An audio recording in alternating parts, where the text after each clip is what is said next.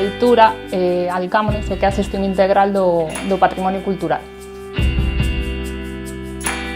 A nosa actividade está ligada á elaboración das memorias, a petición de proxectos, a xestión en gabinete do material das escavacións, as propias escavacións, pois ao control e seguimento de obras, no cambio de sumidoiros en cascos históricos.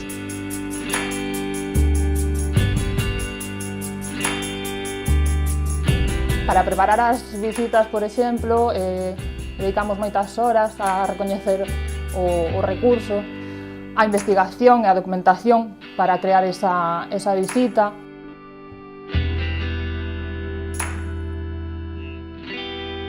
No ámbito da didáctica, pois tamén o que é a difusión, neste caso colaboramos ca Universidade de Vigo, na difusión do grau de Historia.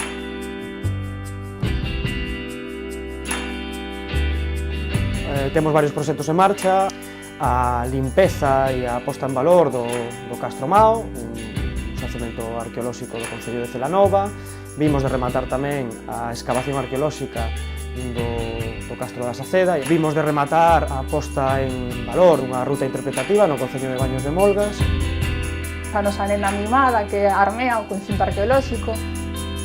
Actividades de dinamización, aquí xusto no Festival Internacional de Xardíns.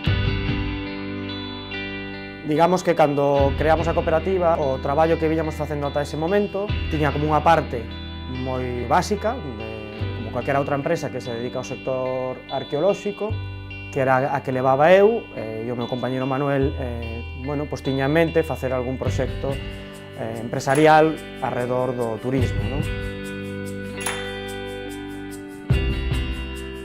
Despois fomos engrosando máis xente a cooperativa, chegaron Begoña e Noemí, que viñan a aportar tamén, digamos, experiencia nos eidos do turismo e introducir tamén esa parte de formación. Entón, a proposta, digamos, teórica sobre que servizos dá a cooperativa chamase a cadea valorativa, non? Temos a capacidade de levar un proxecto dende o inicio ata o final, dende a investigación máis básica ata a súa posta en valor e retorno social.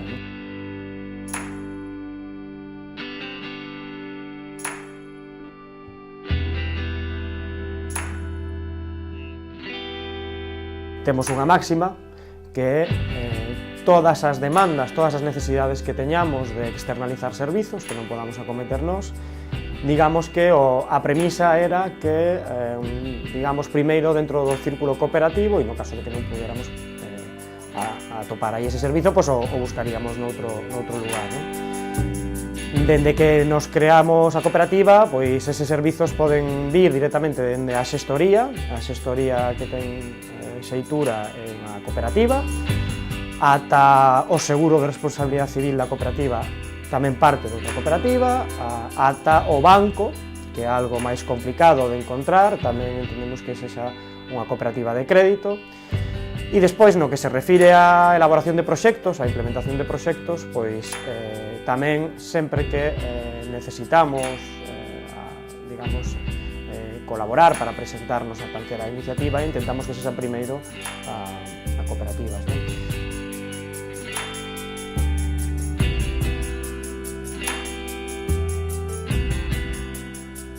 Dende que Xeitura, bueno, creouse como cooperativa, descubrimos esa outra posibilidade que era da economía social, eses outros valores, non? Bueno, pois moito máis próximos á nosa forma de entender esta actividade, onde as decisións iban a ser tomadas de forma horizontal, onde non iba a haber xefes, onde, digamos, a equidade, non? A conciliación, a capacidade de comprender, a empatía cos outros traballadores da cooperativa va a ser un elemento nodal, e entendíamos que esa fórmula adaptábase moito mellor que todas as demais. Especialmente, insisto, porque a hora de traballar cun ben común, como é o patrimonio, entendíamos que a nosa actividade non só debería xerar para nós traballo, senón que tiña que ter un certo retorno social.